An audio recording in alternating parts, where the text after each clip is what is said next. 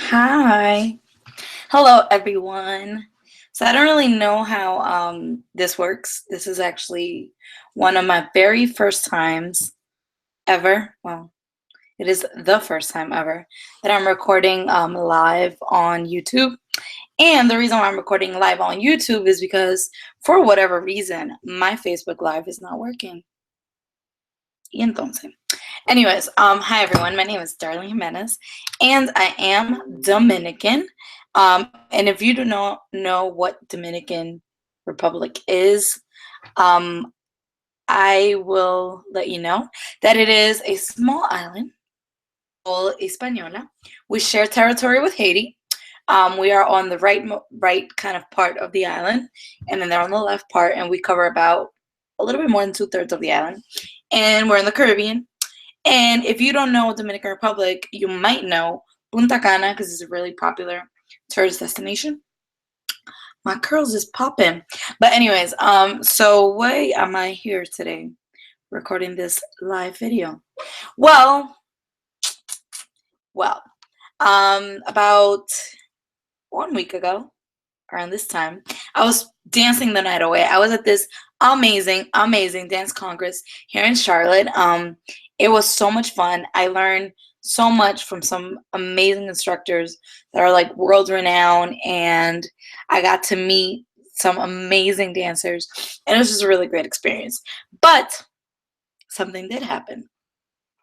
What, you may wonder? So basically, okay, I'm a big bachata fan. Bachata is a dance style from Dominican Republic.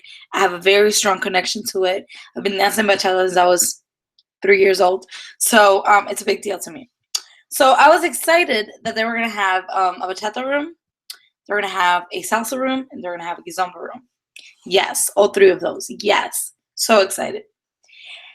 And then something happened.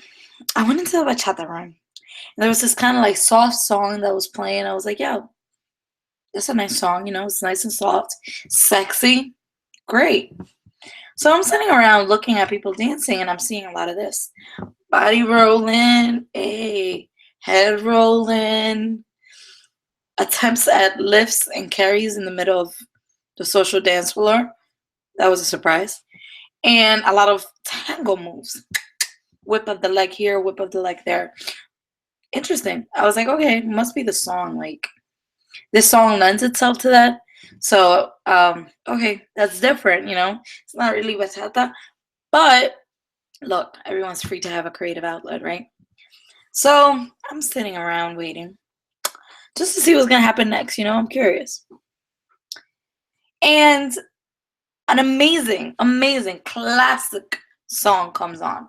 My absolute freaking favorite, like Loco de Amor, Luis Vargas, 1994, aka The Truth, one of the songs that popularized bachata in a way that you can't even imagine. I got excited. I was like, yo, that is dope. That's Luis Vargas.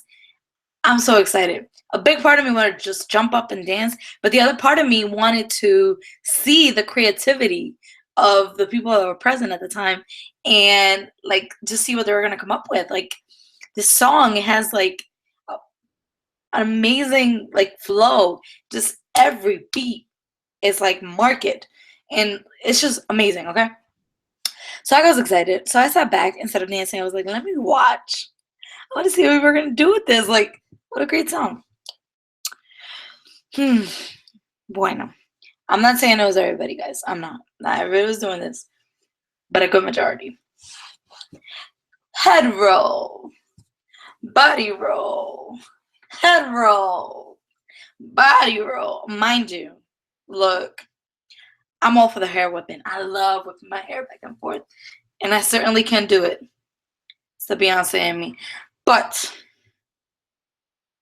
that's not bachata. No, not quite.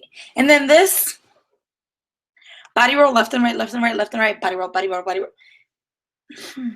That's not bachata. 7 body rolls in a row? Not quite bachata. Now, I don't want to sound harsh. I don't want to sound judgmental. Again, I do firmly believe that dance is a form of expression and everyone is free to express themselves however they wish. Which That was my accent coming out. However they wish. My only fear, my only concern is this. Bachata started out as a movement of peasants from the countryside, los campesinos. They were poor, they were uneducated, they were self-taught musicians who knew very little about classical training for music. Bachata is closely tied to Dominican history. And the way that bachata is danced is closely tied to bachata music, which is closely tied to Dominican history. So I'm afraid that what I'm seeing here is a disconnect. Somehow people are not necessarily getting the memo of what bachata really is or where it comes from or what it means. So I'm just afraid. So as a good Dominican, tenemos que hacer algo por la patria. This is me trying to disseminate a little bit more knowledge about the historical, the political, social, economic context for bachata and where it comes from. And in like the reason why I want to do this is just so that when people are out there kind of bringing this beautiful dance to life, they at least have some of this kind of history in the back of their minds. And maybe, just maybe, again, it might not happen, but it might incline them to respect the dance form a little bit more and try to stay a little bit closer to its nature. Again, if you want to body roll through the whole thing, that's your creative license. Do whatever you want. But maybe if you know a little bit more, you might want to do something slightly different. That's just my hope. So, without further ado, here is a little bachata lesson. Okay, so bachata was born in the Dominican Republic, and it largely comes from the Cuban bolero. So again, Cuba is at the center of a lot of the music for Latin countries, but it comes from the Cuban bolero, fused with some Mexican elements. So the Cuban bolero traveled to Mexico, kind of went through its own little transformation, and then came to the Dominican Republic. And in the Dominican Republic, a lot of these campesinos loved the sound of the bolero. They loved the themes of the bolero. The boleros were usually about love and they were romantic, and sometimes they were about pain and heartbreak, but they really loved them. And they wanted to take something that they love and make it a little bit more unique, make it a little bit more their own.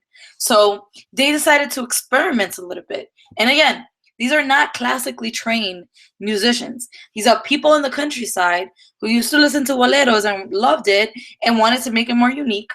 They had a guitar with which they were playing the boleros, and they started to experiment with sound. And as they experimented with that sound throughout the 40s and the 50s, they added their own unique flavor, a little bit of Caribbeanness to it, and infused the bolero with a little bit of merengue too.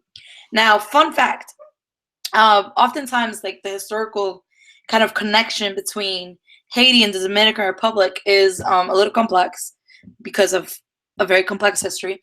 But zouk, which is a style very much danced in Haiti, was also something that Dominicans were aware of, and certain elements of zouk were actually also kind of put into that bachata scene, into the bolero, bachata bolero. At the time, it still wasn't called bachata; it was known as a bolero. But anyways, these kind of different elements came together, and a new sound began to emerge. Now, this new sound was not well received at all. Throughout the 1940s and the 50s, when the sound was being developed, the dictator, Rafael Leonidas Trujillo, who had come into power in the 1930s, he was very anti-bachata. He thought of bachata as something that was lowly, as something that was for the pobre diablos, the people that were no one, the people that had absolutely no relevance. So he was kind of leading the effort in being anti-bachata. And to be fair, bachata was mostly a style. Again, it was known as bolero still, but it was mostly a style that was played by campesinos and the low lives, and it was played a lot in bars where you'd have the front end kind of be a bar where people would go to drink, and the boleros would be played. And then the back of it would be rooms. Prostitutes would kind of live in the area, and they would go from the bar to the back where the prostitutes were. So to be fair, yes, it began in a very humble kind of place where it was known for being lowly and played by kind of hooligans and just very lowly music. As time went on, however, and after the death in 1961 of the dictator Rafael Leonidas Trujillo, people began to take an interest in it. Someone called Jose Manuel Calderon started to play a little bit more with the music and started to use lyrics that were heartfelt, topics of pain and heartbreak and just amargue. That's the kind of word for bitterness. He started to kind of play around with those topics and write beautiful music and then play it in that bolero style, that mixed bolero style, and people started to notice it. Now, with Trujillo dead, there were a lot of changes going on at the time in the country as a whole, but there was a bit more of an opening for bachata, bachata as we know it. So with bachata, as the doors are opening, people start to gain an interest in it, and it wasn't until Luis Segura recorded Pena. I don't know if you've ever heard that song. It's a beautiful song. Look it up. Luis Segura Pena. But with that song, a lot of people kind of started to perk up their ears. They liked the sound. It was kind of interesting. It was different. The topics were very, very close to the human experience. They connected with that kind of pain and suffering and loving someone who didn't love you back and wanting a love that was impossible. Themes that I think majority of people at some point in their lives become familiar with. And as a result of that, bachata began to gain people's attention. Now, bachata caught a big break when the radio station Guachupita, Radio Guachupita, started to kind of allow for bachata to be played on the radio, something that before was an absolute no-no.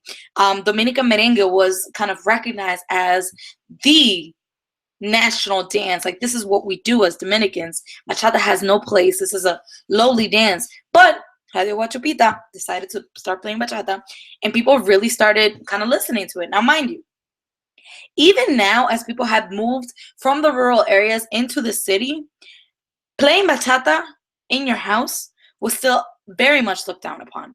If someone walked by your house and you're playing bachata, people would think you're a prostitute, or people would think you were a borracho, like someone who would be drunk all the time. So there was a lot of stigma associated with liking bachata, with dancing bachata, with even being around bachata due to its humble origins of being kind of a música de cabaret, like cabaret music or bar music or prostitution music. So all of that kind of started to change slowly. It became more and more accepted.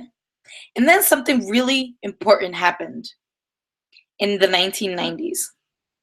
In the 1990s, and it kind of started in the late 80s, but 1990s is when it really hit.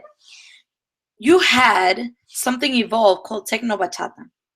And techno bachata was bachata with more of an electric guitar sound, a little bit faster in speed. And now the topic, instead of it being all this pain and suffering, kind of turned a little bit more sensual, a little bit more sexy. It became about love. It became about desire. A lot of double entendres began to emerge. And bachata became a very interesting music to listen to. But that is not where the biggest shift happened. Here's where the big shift happened. In the 1990s, the amount in like the 80s had paved the way for a lot of migration of Dominicans to the United States, to New York specifically.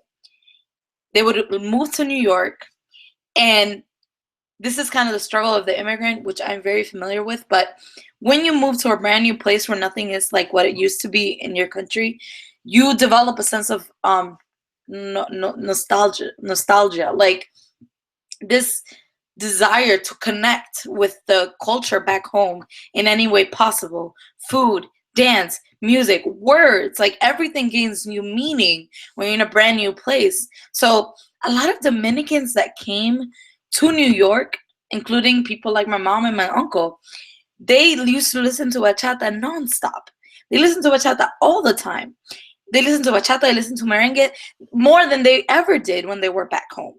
And the reason for this is that they were hoping to connect.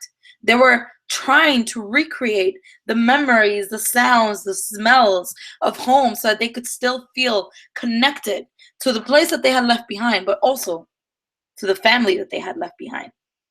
In New York, because the culture is so different, there's so much less stigma. People did not care whether you listened to bachata or not. People weren't necessarily judging you because you were listening to bachata or not. So Dominicans that came to New York, they listened to bachata and they loved it and it connected them back home.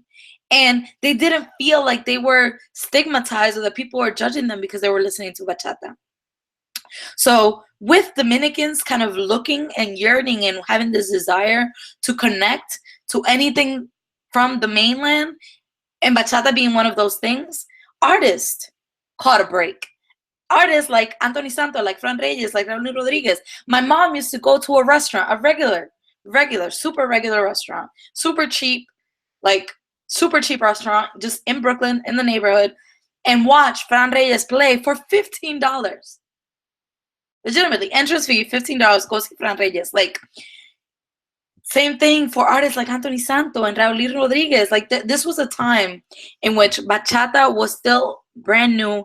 It was coming up. It was barely being accepted. And these fantastic artists kind of just came and played with their band in New York and then went back home and played there. And slowly, over time, Lucanenos will come back home and talk about their experiences and loving bachata and connecting to it, saying, no, it's okay, like, let loose, like, enjoy the dance, enjoy this beautiful music. So in the Dominican Republic, in the mainland, the music itself began to be more accepted. So now people are no longer so ashamed. People started to recognize bachata as a symbol of Dominican culture. That was a really big shift. And that was, I would say, one of the most drastic changes and one of the biggest stepping stones for bachata to get to where it is today. So as bachata became more accepted in the Dominican Republic, and these artists were actually able to produce records because people wanted that content, they wanted that bachata, there was a shift in the media in terms of acceptance. So now they were getting invited to TV shows. Now they were more relevant, so now they were on radio shows. Now they were producing albums, CDs at the time, cassettes, all of these different things. So that was really important as a stepping stone. Then, in early 2000s, something monumental happened again.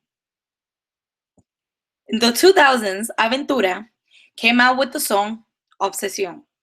If you do not know that song, then that is quite a surprise because that is one of the most popular bachata songs in all of bachata history. Now, what makes Aventura interesting is that they were kids who lived here in the United States from Dominican parents.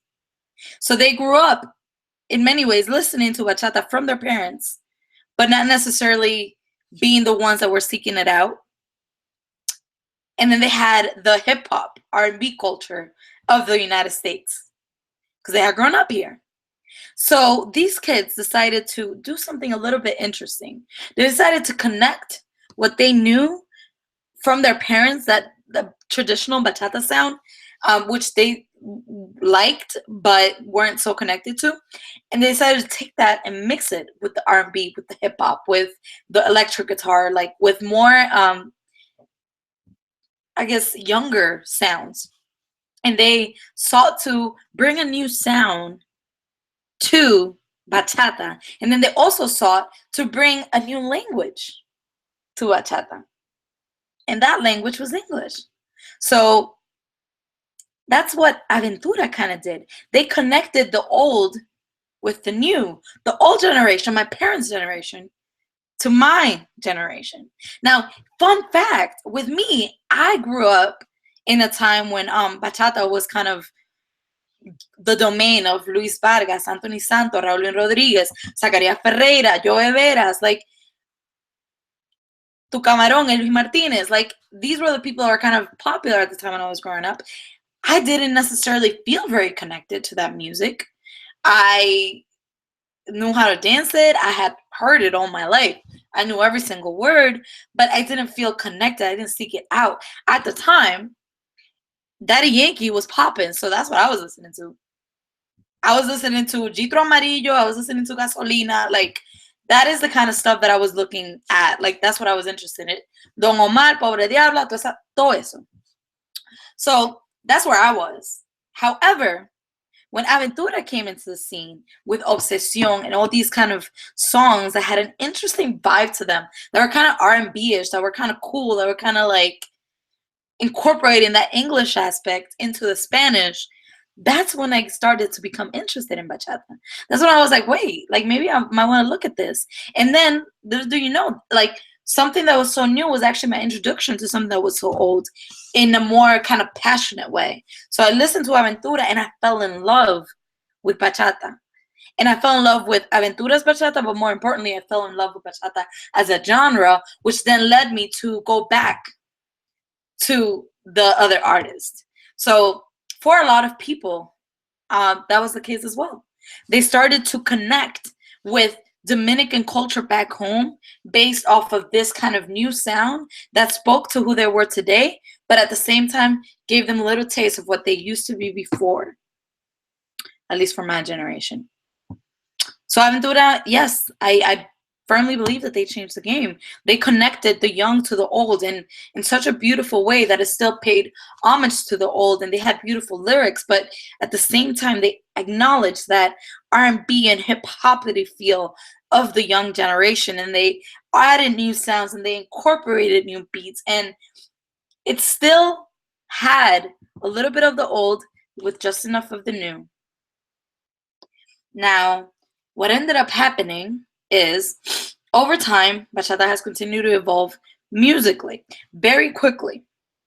Very, very quickly. It's a very young dance, it's a very young music style, but it has evolved very quickly. Bachata itself is still kind of trying to figure itself out in terms of the identity of the dance style.